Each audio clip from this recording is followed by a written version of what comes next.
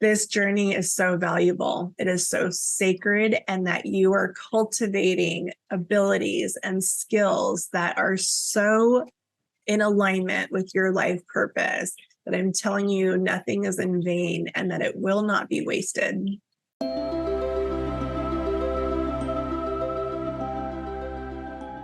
Welcome back, Envisionaries, to the Dream Into Being podcast, where mind science, transformational psychology, and magic all merge into one.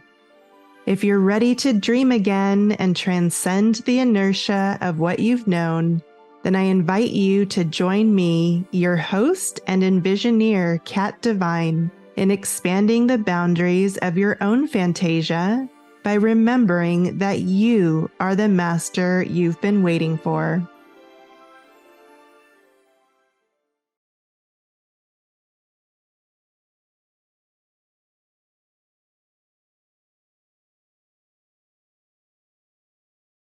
Welcome back, Envisionaries. Today's episode is going to be me sharing some parts of my life that, I'll be honest, I've been a little bit hesitant to dive into certain aspects of my story for a couple of reasons. Some are just as simple as, the fear of being vulnerable and being seen.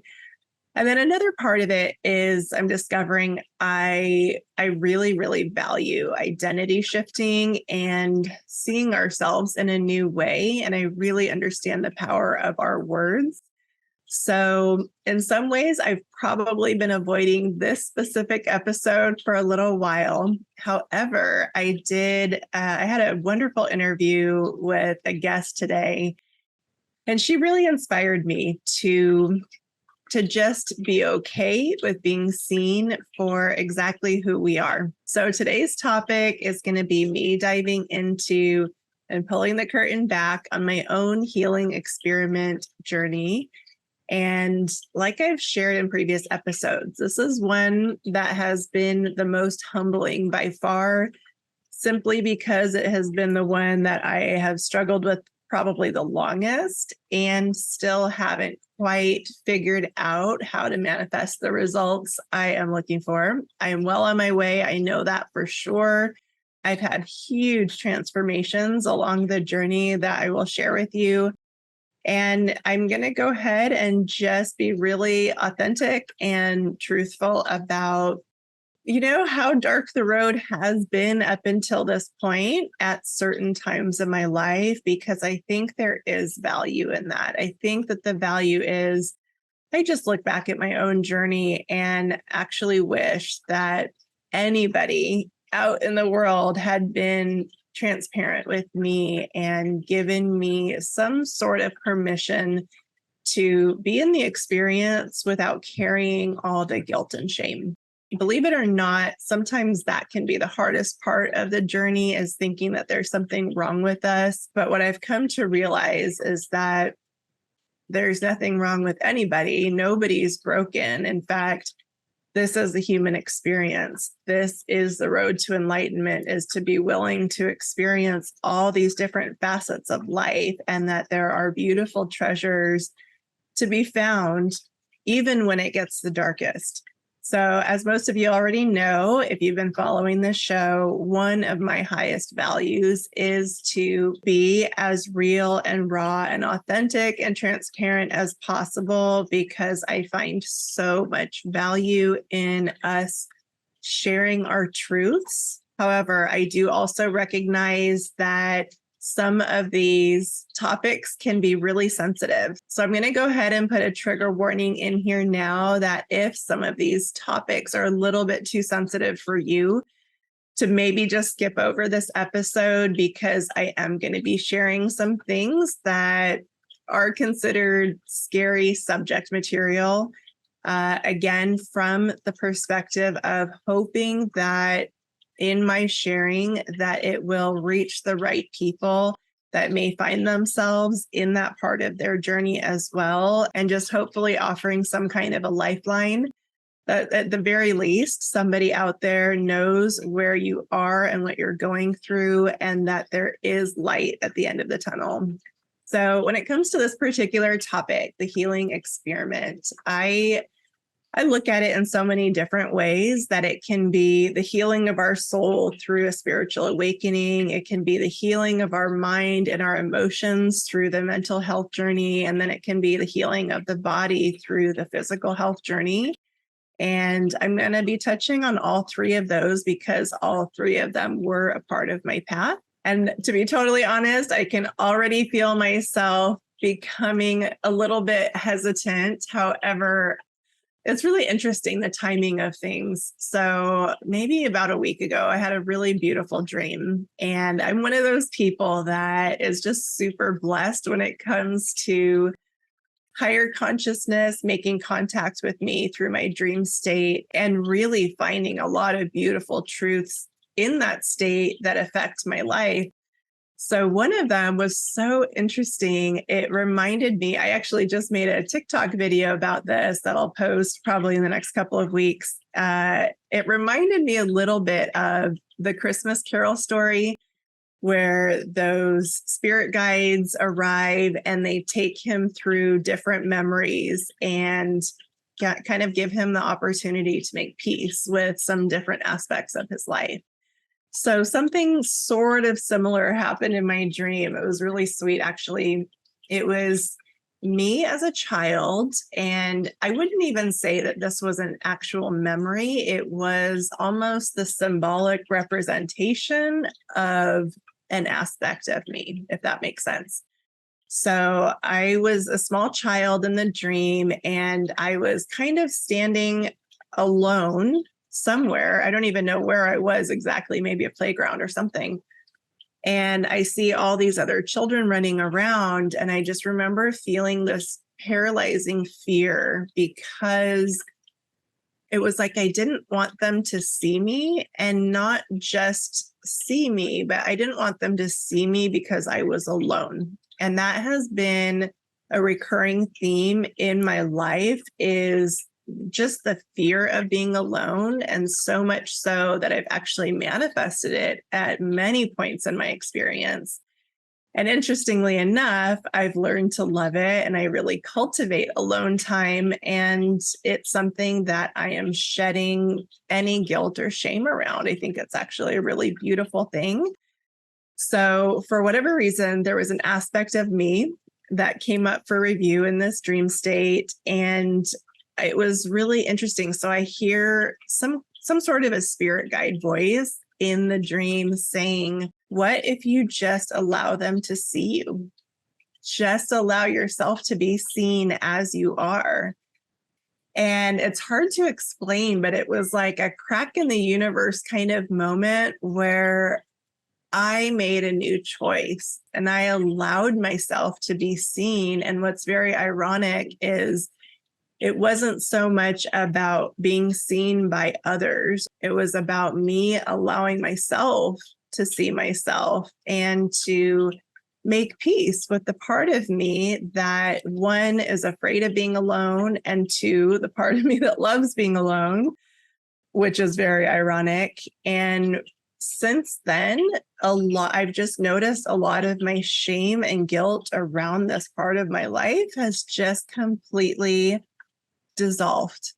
It's like magic. I don't even know how else to explain it, other than there is so much peace in allowing ourselves to radically self-accept whatever is in our life, knowing that it is there as a gift and that it serves a purpose, and that there is actually nothing to judge. So I think the combination of that dream and this incredible interview I had with another guest today, which actually will be airing soon, it was just a great permission slip for me to go ahead and say yes to filming this episode, which, like I said, I have been avoiding it. I just have. And here we are. We're doing it. So I'm going to go ahead and take you guys all the way back and just kind of make some highlights of the main plot points in the journey, and maybe some of the revelations and some of the things that I learned along the way that have allowed me to arrive at a place where, although things are not perfect, the amount of healing that has taken place is pretty significant and so life-changing, and just gives me so much hope that there is a version of me in the near future that will embody everything that I desire to experience when it comes to being incredibly healthy and a thriving human being. So going back to childhood, I was the youngest of three girls. And, as I've learned a little bit more about psychology, I have discovered that there are certain roles that we all play in the family system. And the one that I believe that we do have a pre-birth plan and that we do choose into our life experiences.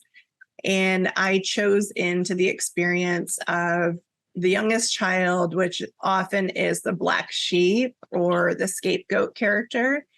And what's interesting is, as I've learned more and as I've been able to shed the story of the identity of that archetype, I actually have found a lot of healing. However, I do want to mention it because I do think there is some validity, a lot of validity to that being the root of some of the manifestations that have occurred, whether it was physical illness, mental illness, or spiritual illness. And I actually do believe that they're all absolutely connected and that each of them affect the other.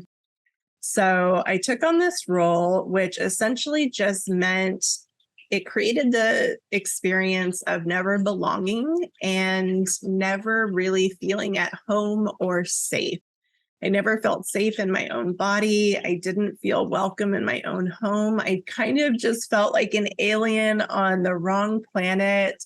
I was so hypersensitive, empathic, very intuitive, probably very psychic at that age as well. And I could just tell that I functioned very differently than the people that were around me. So thank goodness I had my two sisters, which are my earth angels still till this day. However, I had parents that I just didn't connect with. And, looking back, I know they did the best that they could and that they were, in fact, completely perfect for me to be able to step into the life path that I am now pursuing, which is all of the things that I love. And it actually required me to go through certain traumas to be able to develop the skills that I have today. So now I'm incredibly intuitive and I can read people and situations in about a millisecond. And again, that came as a trauma response. However, now I use it for good. So I'm telling you that all of your adversities in life truly are the breeding ground for all of your gifts. So if we can just look at it that way and be super grateful that we got to go through those seasons so that we could possess the gifts that we have now, it just seems to really lighten the emotional experience of some of the traumas that we go through. So what came with that experience was I was super emotional. I mean, to the point where if I felt like anything was off in the household, I would burst out into tears. And I was extremely strong-willed and very, very vocal. And I don't remember all of it, but I've been told that I was just constantly in emotional outbursts and that it actually went on for years before I finally broke. And unfortunately, I do think that that was the cause of at least the beginnings of the mental illness piece, because if we do not have conscious control over our emotional state, it doesn't mean that those emotions go away. It just means that they begin to stack one on top of the other and their energy. So they actually stay in the body and they take root as illness and disease. So it's really fascinating how much of this is all super interconnected. And what's even more exciting is that when we start to go through the healing process and we start to heal the consciousness, then it's almost like a top-down healing where we heal the mind and the spirit, and then it heals the emotions, and then it heals the body. I guess the body is the last one to provide evidence of the shift. However, yes, it's a very, very fascinating thing to experience myself and to also witness in others. So that combination of feeling like I didn't belong, feeling like I was not safe, and that I couldn't even feel my own emotions was absolutely the worst kind of trauma that I could imagine, because where do you go from there? Like, you're in this human body, you're a little kid, you can't really take care of yourself. You kind of have to figure out how to survive in the environment that you're in. So I guess what I did was I just chose to shut down, and I chose to retreat inside of myself, and maybe even on some level escape the body and disconnect from the body. So that's one thing that I'm learning, is that the physical body only develops illness when there is disconnection from the spirit. So right out the gate, very young age, I had some really strange things that would happen, just super hypersensitive to foods. I would have really strange physical manifestations. Like, I wouldn't just get the chicken pox like every other kid. I would develop such a bad case that I would have chicken pox in my eye. As a child, I remember having chronic fatigue and just being constantly tired, which is such a strange thing for a child. I do think it was connected to the food sensitivities now that I look back. And then I also had some bone weaknesses, like where I would just be playing on the playground doing relay races and I would fall and, break my arm. So there was definitely some things going on that I still don't completely understand till this day, but just a super sensitive, super fragile being. And it just, it started manifesting very, very young. So one thing that I do want to mention that I am finding is very connected is one area in my life that I look back on. And I think it was when I had the chicken pox. I remember my family being really extra attentive and very kind to me because I was sick. And I must have unconsciously made the connection that, oh, if I'm sick, that is how I get love and attention, because otherwise it was a strange experience of, and I've shared this with my family, that it very much felt like my oldest sister was the parent in the home, and that me and my other sister, the middle child, that we were her pets. It sounds silly, but that was kind of the dynamic, that my oldest sister was the decision maker. She was the grown up, and she was kind of the one that everybody followed. And she really, really wanted sisters. So when my parents had us, it was almost like they didn't take responsibility, because they were like, oh, here's your gift, here's your pets, to my oldest sister. And so that caused a lot of dysfunction as well. I'm not going to get into all of that. So fast forward to about high school age. I think I was about 15 years old when I had my first surgery, and it was something really silly. I had gone to the lake and somebody had thrown me in off like a small little cliff, and I ended up swallowing a bunch of the lake water.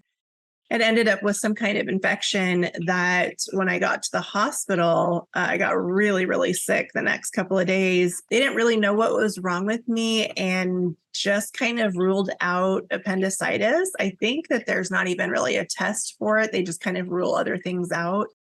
So they ended up doing an appendectomy, which wasn't a big deal. However, the more I have learned about health, the more I realize, oh, every body part matters and it has a function, even if Western medicine doesn't quite understand why it's there, it does serve a purpose. So that was just the very beginning stages of some imbalances that got created. And then fast forward, right out of high school, I didn't really know what I wanted to do with my life. So in fact, that was a really, really big fear for me for a long time. And I kind of just had this wild idea to join the military. So that's exactly what I did. I enlisted in the Air Force, and got shipped off to boot camp right when I was 18. And what's interesting is the one thing that my parents did that was actually, in my opinion, really wise was they just didn't believe in Western medicine the way that the average person might. And so they did not get us immunized as children. And so we had never been introduced to any kinds of vaccines or anything like that. So then when I get to the military at 18 years old, all of a sudden I get injected with absolutely every vaccination you can imagine. To be honest, I don't even know exactly how many they give you, but you just kind of walk down a line and there's two people on either side of you and multiple people down these rows. And they've got, those like little injector air guns, and you pretty much just get inoculated for everything that you can imagine. And so looking back, I think I had a really severe response to that amount of vaccination all at once. And I'll be honest, I'm not educated enough to know if it actually did cause any problems other than when I left the military, because I actually was only in long enough for basic training due to other medical conditions, pre-existing conditions, that when I came back home, I was such a different version of myself that it was undeniable that something happened. So just to give you a little bit of context, I was actually incredibly strong and very athletic, the captain of my basketball team, always playing sports and, really, really thriving when it came to physical activity. Even in the military, I was, bumped up to some leadership roles because I was so capable. And as soon as I got home, that changed. I was physically not completely incapacitated, but it's like, how do I explain it? It was almost like this off switch got flipped. And I had severe anxiety, severe depression, severe things like insomnia and fatigue and weakness. And it was like I was like a million miles away. People did not recognize me from the person that I was when I had gone in. So again, I don't know exactly what effect all of that had, other than from what I remember and the feedback I got, I was a changed person when I got back. So when I say I was physically capable, I was in some ways like a superhuman version of who I am now, meaning while I was in the military, they were actually doing interviews or auditions for one of their programs, and it's called SEERS training, which is essentially a survival instructor school where they teach officers to survive, in any conditions anywhere on earth. And I think there was about 7,000 of us that were going through the recruiting process. And out of all of them, I was the only female that got chosen to actually, I was, one step away from invitation into becoming a SEERS trainer. And the reason it didn't work out for me is I was also born with really, really severe scoliosis. I mean, to the point where you see the x-rays and you're like, how is this girl standing up or sitting up straight? It's pretty intense. So that's another piece of the puzzle that has caused a lot of problems for me later on in life. But that was the reason that they said I just was too big of a liability for them in the military, and they ended up doing a medical discharge. And I ended up coming home, like I said, just such a very different version of myself.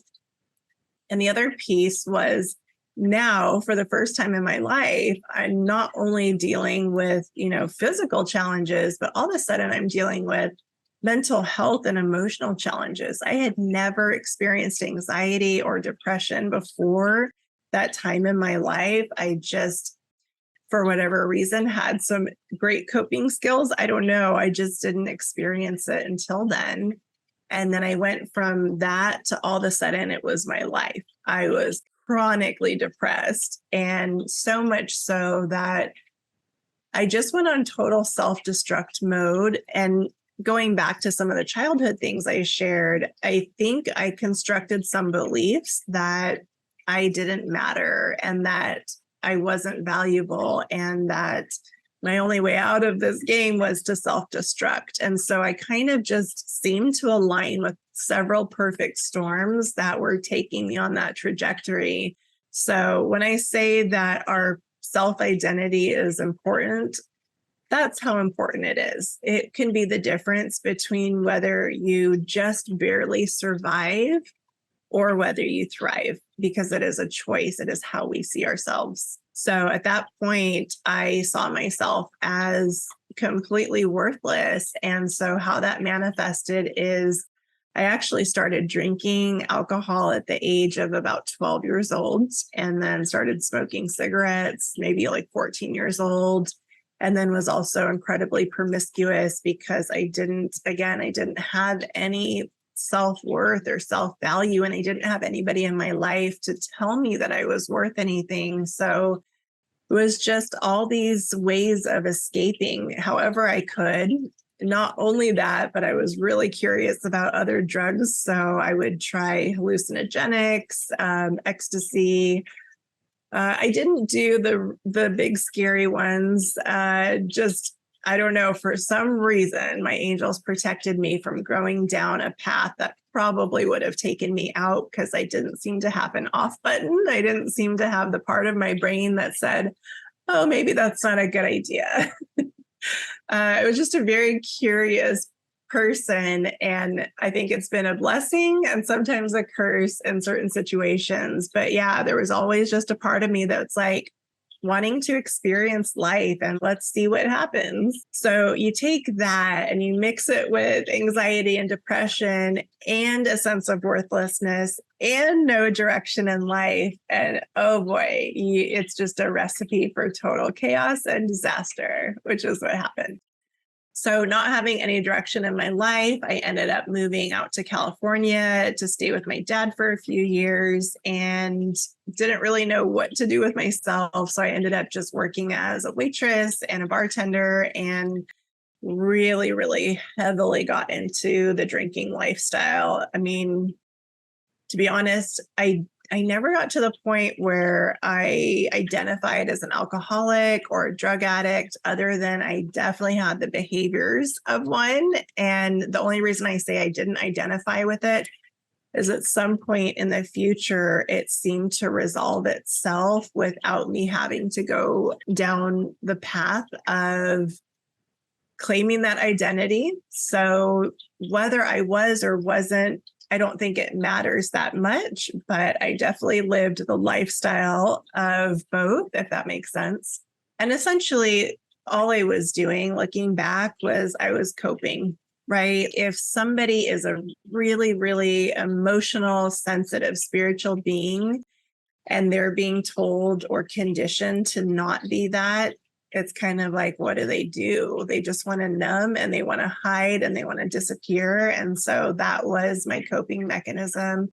And to be honest, I actually think that it did keep me alive until I came into a season in my life where I did get to learn the tools of how to cope with being a human being without totally destroying myself.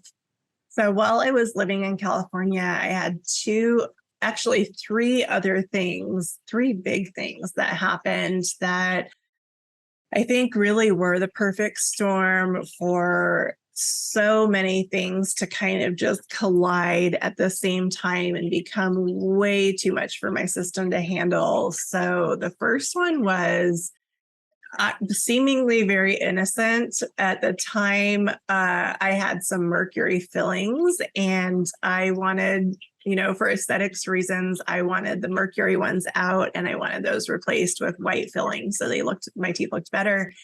And interestingly enough, I didn't learn this until later in life, that it is incredibly important and so vital that if you're going to do that it has to be done with a very specific protocol. Otherwise, you will get some version of mercury poisoning for sure. And in fact, they're even tracing this to being a factor in why so many dentists end their lives very early on in their career, because it does something to the brain and then it also goes after the thyroid. So that's interesting. I'll share that in just a second. And then the second trauma that occurred is, as I shared, I was incredibly irresponsible in those younger years, very promiscuous. And I ended up getting pregnant. I think I was 21. And gosh, looking back, that was a tough one. I actually really wanted to keep that baby and be a mom. And I had some really intense feedback from the people in my life that that was not going to work out great. They were probably right. I don't think I realized my physical limitations quite yet. And I would actually have these nightmares that it wouldn't turn out okay. And so I ended up having an abortion. And I don't know exactly the extent of the trauma that that does to the body and the psychology of a person. However, it's an obvious trauma. And that was storm number 2. Storm number 3 was something that was just me being totally unconscious. And sadly enough, it was coming from a good place of hoping that this thing would help me to receive love. It's kind of sad, the amount of programming and conditioning that is happening out in the world, especially for young women. But right around that same time, I decided to get breast implants. And so that was perfect storm number 3. I had no idea that that could be dangerous. In many ways, I feel like we're the guinea pig generation of finding out what is safe and what is not. And for whatever reason, the combination of all 3 of those things seemed to be a fuse that lit a fire that I was never able to quite come back from. And what I mean by that is I just started going downhill after that point and was never able to bounce back and recover like I once was. And fast forward a few years, I ended up going to the emergency room because I was having trouble breathing at work. And they find they call it a goiter, which is essentially just when your thyroid expands. And they did ultrasound and they found out that mine was like maybe about that big. I think it's supposed to be like that size. And mine was, probably about that size. And it was, obstructing my airway. And not only that, but it was causing absolute chaos with my endocrine system. And so I found out that I was diagnosed with Graves' disease. So that was kind of the beginning of, I guess about a 20 plus year journey of, I refer to it as being professionally sick, because that's about the amount of time and energy and resources that I had to spend on,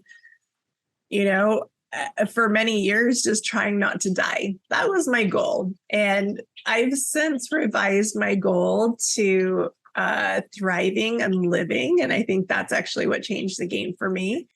But I was in a perpetual state of fear. And my big fear was to not die. That's all I focused on. That's all I would think about. And you can imagine how many problems come with that being the center of our attention. In fact, I was even thinking about this today. There's a really beautiful saying that says, where our attention goes, our energy flows. And it was kind of just like this light bulb moment. Obviously, I've heard that hundreds of times, but it really just clicked today that my attention, wherever it would be at certain chapters of my life, is where my energy flowed and what manifested as a result, going into the whole science of manifestation. So for me to be completely focused on not dying, what do you think I'm going to animate? I'm going to animate multiple experiences over and over and over of the opportunity to die, but not. I mean, that's kind of the reality of it, is how I see it now. And yeah, that's really when things got very, very dark and very challenging. I ended up going on disability. Gosh, I will say that in some ways, our medical system is phenomenal. As far as emergencies, thank goodness for them, right? When it comes to chronic illness, not so much. It is, in my experience, a little bit archaic, some of the things that they will put people through, because it is very much trial and error. I discovered that there was not a lot of certainty and there were not a lot of answers, but more so like taking shots in the dark and just seeing what happens. So a good example would be my endocrinologist at the time would try all these different medications, all these different treatments, and I wouldn't have the response that they were looking for. They even put me on a form of oral chemo for about a year, which, wow, what a disaster that was for my body and my health. The side effects alone were so much more traumatic than the actual illness that, yeah, what a scary time in life to go through, where you simply don't know that you have a choice and you just kind of do things out of complete and total fear, trusting that these people know what they're doing. And I do think that they had good intentions. However, there was so many pieces of that puzzle missing. So a really great example was, at one point, this particular doctor was so frustrated with my results that I think it became more of like an ego dance for him, that he was a really well-respected endocrinologist in the Valley. And yeah, just didn't like the fact that we were not getting the results that he was wanting. And so he pushed me to the point of recommending radioactive iodine. And I know that that works for some people, but in my case, I was at really high risk for actually losing my eyesight. And I remember the day that he recommended that, and he's like, well, we're just going to have to pull the trigger and find out.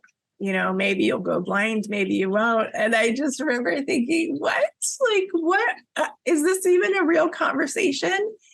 So I think that was maybe the first moment that an awakening started to occur, that, yeah, maybe this is not the answer for me. It took me many more years to really connect with what that sensation was, but that was my intuition starting to come back online and tell me, nope, you do not let people bully you into things that could damage you for life. So by some miracle, I ended up getting connected with another doctor who was a naturopath. And although that experience created some of its own traumas, it did save me from doing the radioactive iodine and possibly losing my eyesight. So I will say, even though sometimes things don't make sense at the time, it's like, wow, what an amazing thing that happened to ensure that I didn't experience that level of damage, right? Like my higher guides swooped in and just made sure that it didn't go that far.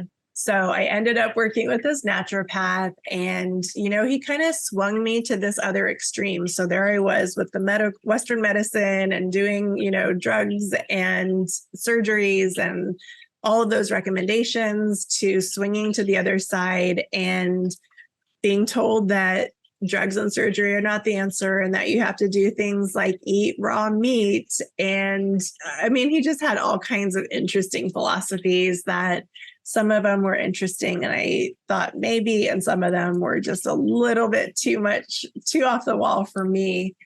And he ended up being a little bit too irresponsible with my care and pulled me off cold turkey off of one of the medications I was on, which then threw me into this they call it a thyroid storm, which essentially is your thyroid becomes so overactive that you can die of a heart attack.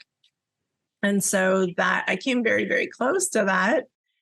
And I ended up being hospitalized for the storm. And I was having tachycardia, which is just increased heart rate. I think I was tacking at 220.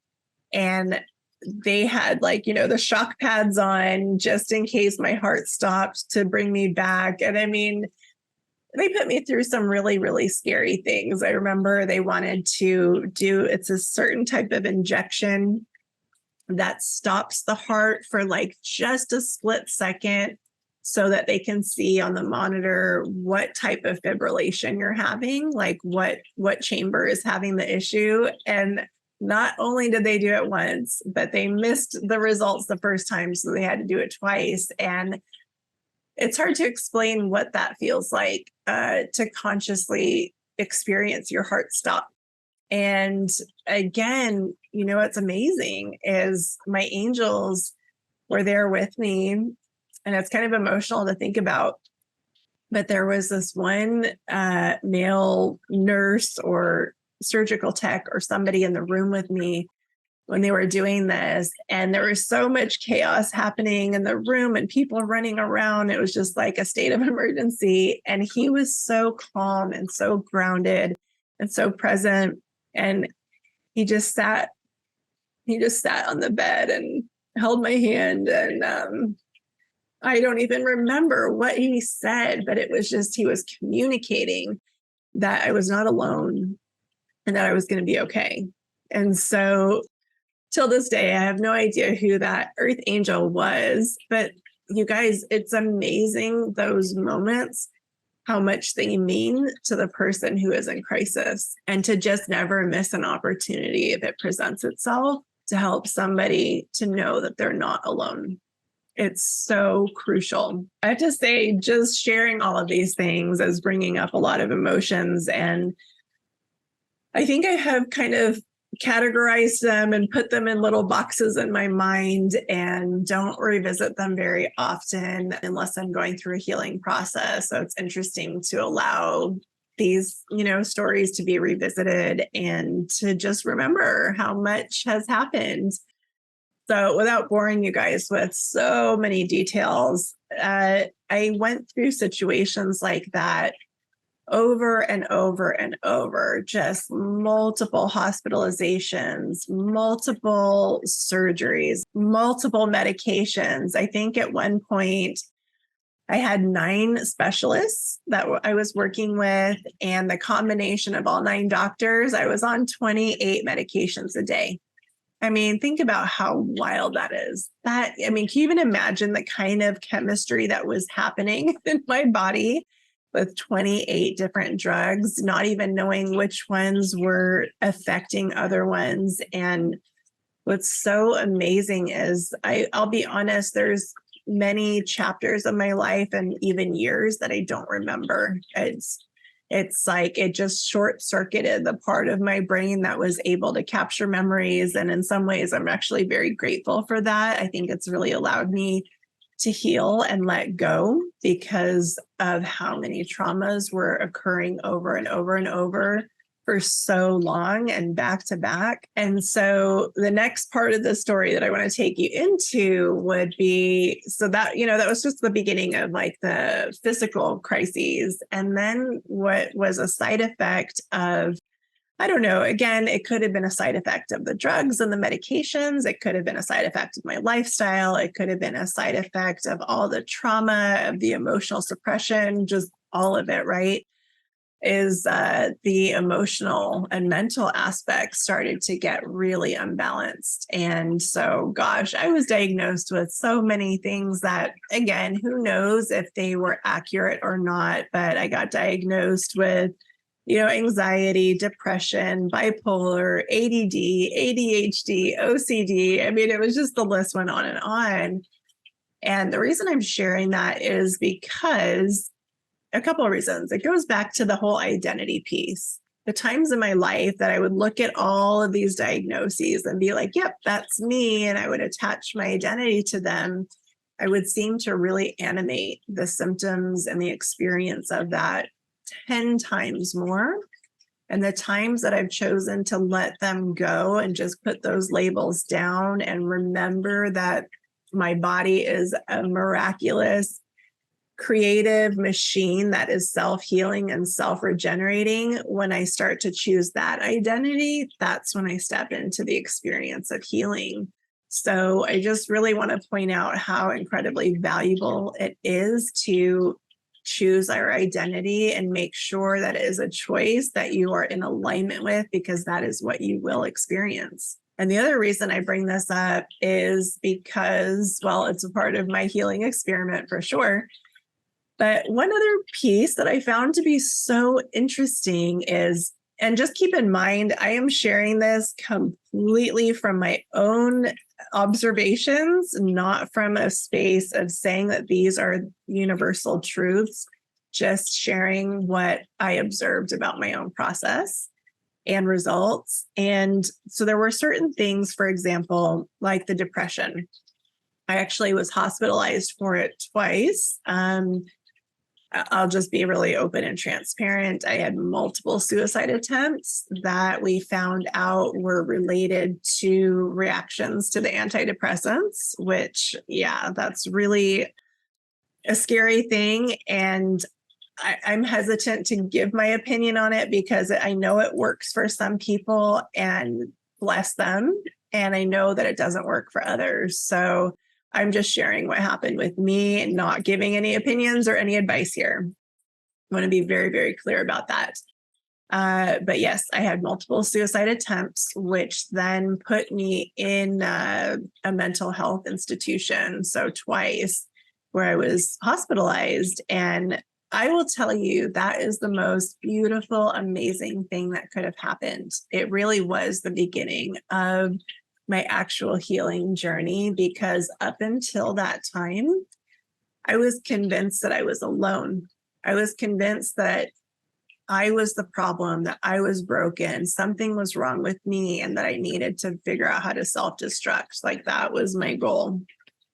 And the most beautiful thing occurred when I got into this hospital. All of a sudden, I met so many other people like me. And I'm telling you, just like me, like people that had gone through so many similar traumas, but people that were actually very surprising to me, like people that were business owners and very successful in life, and yet still found themselves in this situation, because we're human and we all have a breaking point.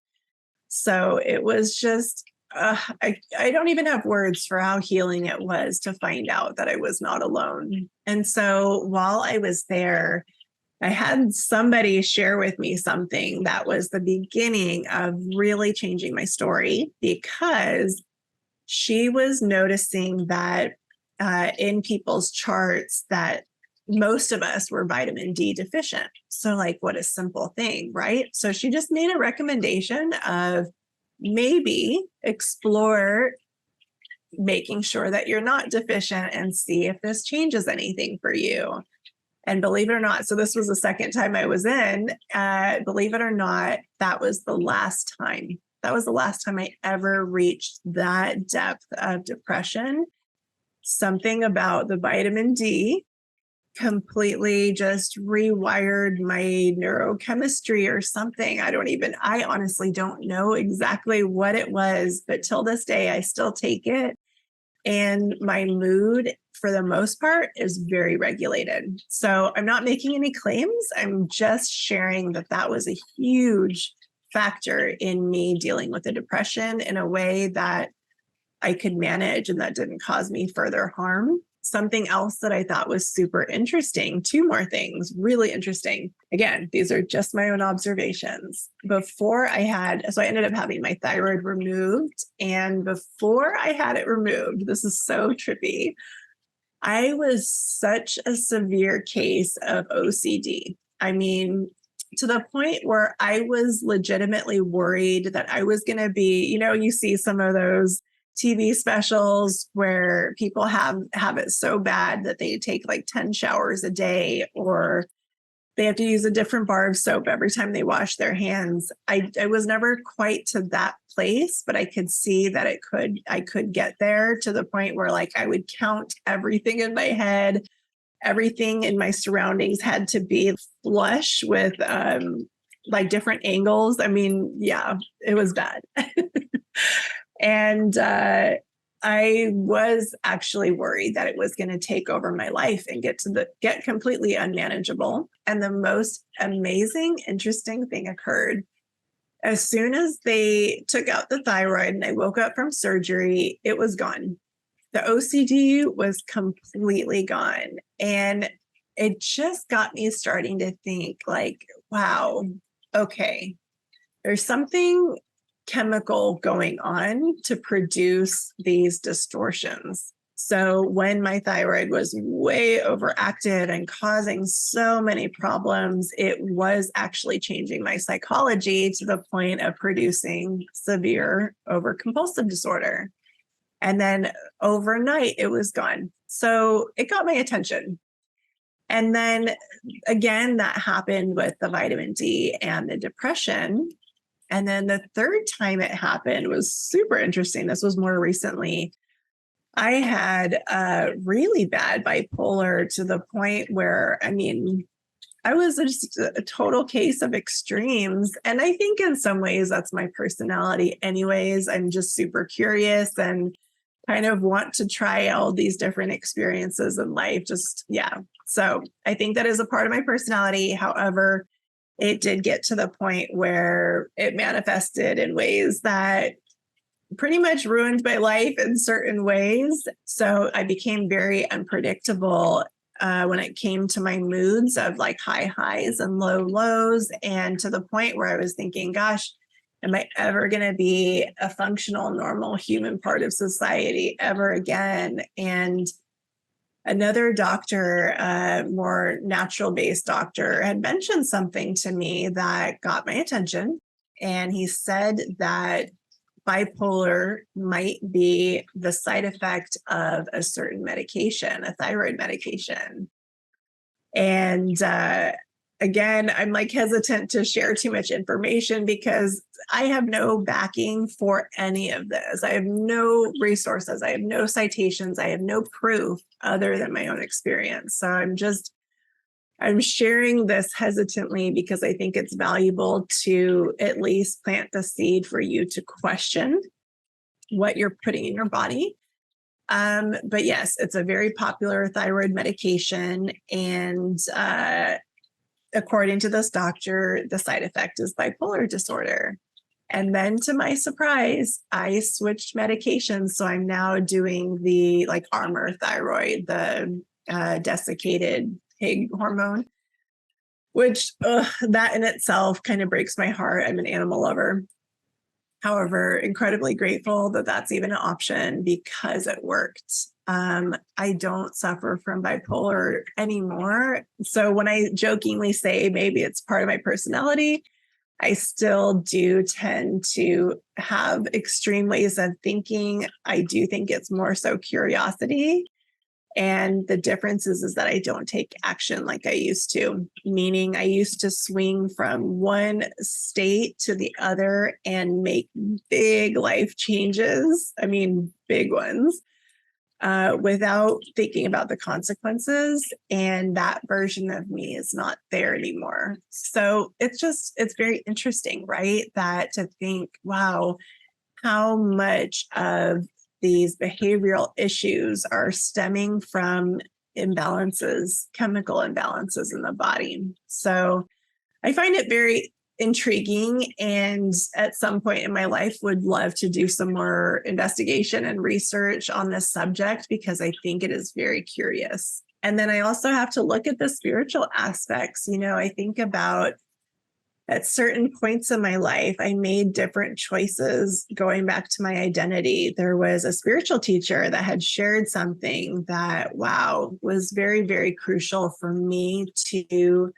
make a choice. And she said that we're only ever committed to one thing at a time, one experience at a time, as far as our intentions. And she said, if you're having trouble with your life to this degree and you don't know if you want to go on, that there's a very good chance that you have not decided, or you don't even know what you decided of, are you committed to life or are you committed to death? And it was such an eye-opener for me. I didn't even know that that was an unconscious choice that I had made. And let's see, when was that? I want to say that was almost a decade ago, which was around the time that I started making different decisions. And I very clearly remember I knew that I was committed to death. it was, again, it was a very subconscious, unconscious result of my upbringing and conditioning and programming. But I was so seeking a way out. Like, I wanted out of this reality, and I was going after it in ways that were just so incredibly self-destructive until I made a new choice. And I did. As soon as it became clear to me that there was a choice to be made, I did choose to be committed to life. And what's really interesting is I made that choice out of curiosity. I was like, well, okay, I know what being committed to death looks like. I know what kind of life you can have if that is your ultimate end game. So yeah, I was just, if anything, I was just very curious. What could my life look like differently if I was committed to life? What choices would be different? What identity would be different? What experiences would be different? And wow, little did I know that that was probably the beginning phases of a spiritual awakening that did take place, that completely just rewired the whole operating system to the point where I actually do feel like I was a very different person before the awakening to now. And probably everybody in my life would have to agree. So I know this video is already getting a little bit lengthy, so I'm not going to get into that story today. I will make another episode on that topic again, because it was such a fantastic experience that I would love to share. So I will create an episode on that, my spiritual awakening, at some point in the very near future.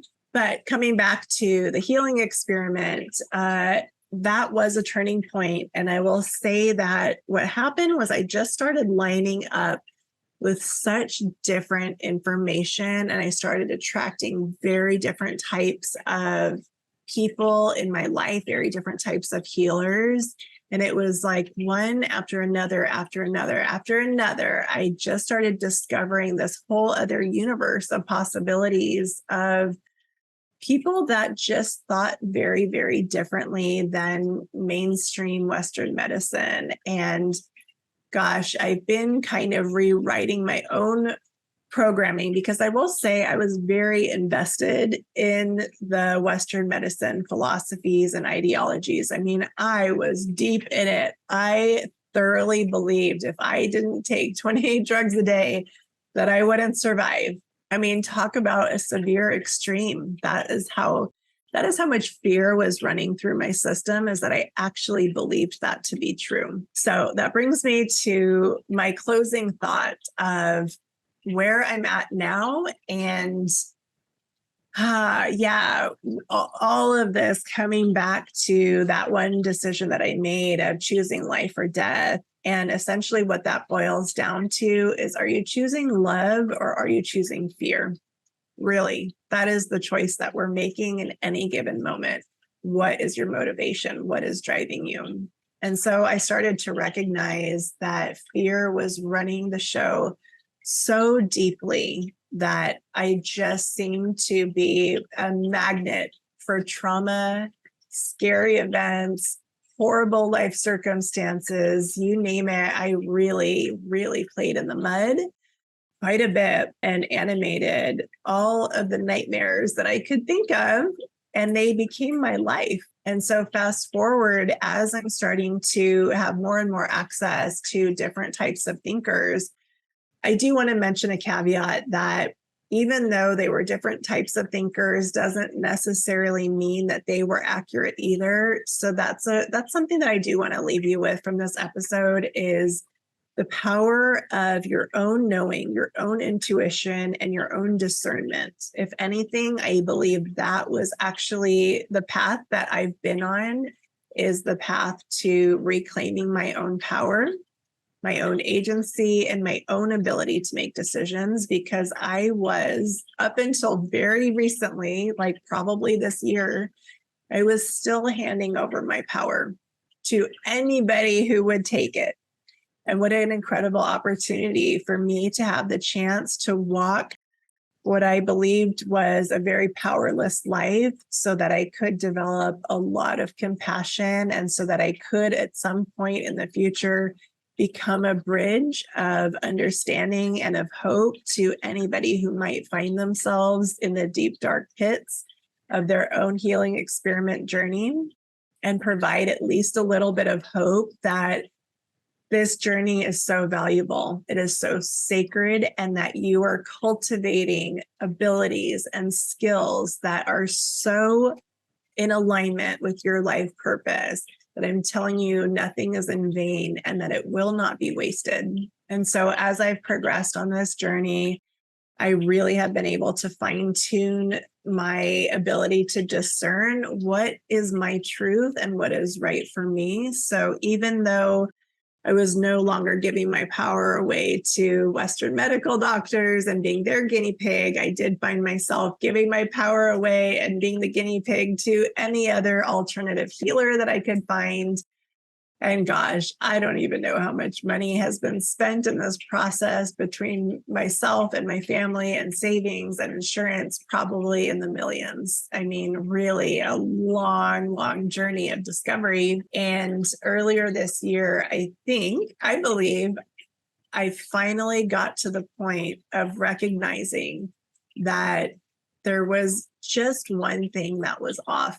And that was how much fear I was holding on to, how much fear was driving all of my decision making, and how much I was surrendering my power. And in fact, I had a couple of big aha moments of recognizing that I still was embodying my victim state, and I still wasn't taking all my personal power and being fully responsible for myself in my choices and in my beliefs and my behaviors. And believe it or not, even with so many significant changes, I mean, what's really cool is I manifested some amazing support. I mean, to the point where I now have a relationship with a holistic clinic in California and in Mexico, where I have access to so many incredible therapies and healing devices and technologies and healers. And what's so fascinating is even with all of that in my reality, I was finding that I still wasn't getting the results I was looking for. I was still struggling so deeply, mostly with my physical body, that I just kind of hit my breaking point earlier this year. And I was like, is it even possible to get well? Like, do people actually heal, or are they just making up stories? In fact, I don't think that I ever knew anybody that had actually healed from some of the deep, dark places that I had visited. Right? Like, I don't think I knew a real life example of somebody that said, yes, I've been there and I've made it out, other than maybe people on YouTube sharing some stories. And actually, it was a YouTube story of somebody that was sharing that she had been through something similar to what I've experienced, and that she did recover and that she did heal. And there was something different about her story, though. It was so grounded and it was so genuine. And she actually didn't have anything to sell, meaning she wasn't trying to sell me some product or program. And I think that was actually why I really paid attention. And what she did instead is she interviews other people that do have products and programs that can help people. And it guided me to an academy that I'm working with now that is such an incredible, it's very, very comprehensive. And the whole foundation, the whole ground zero work that we do is learning to reset our nervous system and to purge fear out of our system through so many different modalities. But I think the reason that it is working, because it is, and that it will work, is because the whole focus is about bringing the power back to ourselves and reminding ourselves that we are the master that we've been waiting for. And that is my tagline for my business. And here I was, still not claiming that in my own life when it came to my body and to my physical health. So although I do still have work to do, and I'm actually okay with however long it takes, I feel like I'm finally on that path of true self-discovery and true healing, because it finally clicked that, oh, okay, this is all about me and me making choices that are in alignment with perfect health. And even up until earlier this year, I was still looking to other people to save me. I was still looking for other healers to heal me. And that's where I was going wrong. I was not connected to my own inner healer. So that is the invitation. That is hopefully, if you have any takeaways from this episode, is that we have this divine inner healer, this inner wisdom that resides within. And once we make contact with that, that is when things start to change for us. So gosh, this is just such an enormous topic. I feel like I missed a lot of pieces of the puzzle as far as some of the experiences I've had. However, I think that hopefully I communicated the gist of what the journey has been like up until now and where I'm at now and where I'm going. And ultimately, I just want to leave you with one, if you're going through a similar experience, that to let you know you have a sister out there that understands you, really deeply understands the situation and the reality of the experience that you're in. It's not something that you can explain to somebody who hasn't been there. I've tried. And I'm sure if you're listening to this and you're going through a similar situation, you've tried as well. And it's just something that we cannot explain to another person unless they've been there. So at the very least, hopefully it gives you some peace to know that somebody out there does understand you. And the second thing I want to leave you with is to know that there is a choice to be made. Are you committed to life or are you committed to death? Are you committed to love or to fear? That's really the only choice that we ever have to make about anything. And I'm so incredibly grateful that I chose a life path. I actually do believe that we do choose all of our plot points in life. And I'm so grateful that I did choose this one, even though it has been so incredibly difficult. It has cultivated things in me that I know I could not even access unless I had to go through some of those deep, dark, scary places.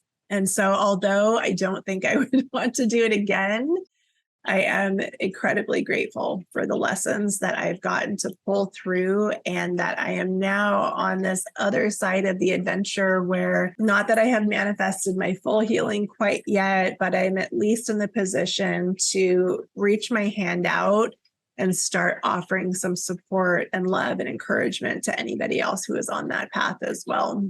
And I think the thing that is the most amazing to me is that I've still, even though my life is not what I would prefer, I'll be completely honest, I still spend the majority of my time in my working from my laptop in bed or sitting here making videos. However, I actually do envisioneering almost daily now, seeing myself in this new future where my body is just thriving and so healthy and so alive, and that I get to participate in life the way that I want. So I know those days are coming, and it feels really good to feel that confident for the first time in my life that that is what is ahead for me. I really was in so much fear before that I couldn't even conceive or comprehend that that was even a possibility. So I'm going to conclude by saying if you or somebody that you know is going through their own healing experiment journey, to just know that it is so sacred. It is so beautiful what you're going through. And if you could just put down the hammers and release any of the guilt or the shame that you might feel in this journey, to know that this is not going to last, that this is only for a season, only for a cycle, and that you are not going to be here forever. To know that there is something incredibly exquisite and beautiful ahead, and that the only thing there is for you to do is to make that choice between fear and love, between life and death. So thank you so much for sitting and listening through another long episode. I'm actually very very happy that I decided to go ahead and share this part of my life a little bit more vulnerably. It wasn't as hard as I was imagining it might be. So that's great news. That means there's been some definite healing there for me. So that's really, really good for me to know. And what a beautiful thing to just be willing to be seen and to know that it's okay, that this is all just part of the human experience. That's all. It's not personal, it's a universal experience. And that we're allowed to have these experiences, that it is nourishing to the soul to have these experiences. Before I let you go, if you could like and subscribe as a brand new baby channel, so every little bit helps. And I really, really appreciate your support. Also, if you are somebody that has had any kind of transformation in your life around any of the experiment topics that we cover, those are abundance, manifestation, creation, AKA the entrepreneurial journey, healing, kindness, or connection, to please reach out to me and share your story so that I can actually have you on the show, so that you can share your story with the world, because I truly believe that connection is the result of us sharing our stories, and it is so important. So please reach out. My email is in the description box below. Otherwise, I do hope this episode was of some service to you, and at the very least was a reminder to you that you are the master that you've been waiting for. I'll see you in the next episode.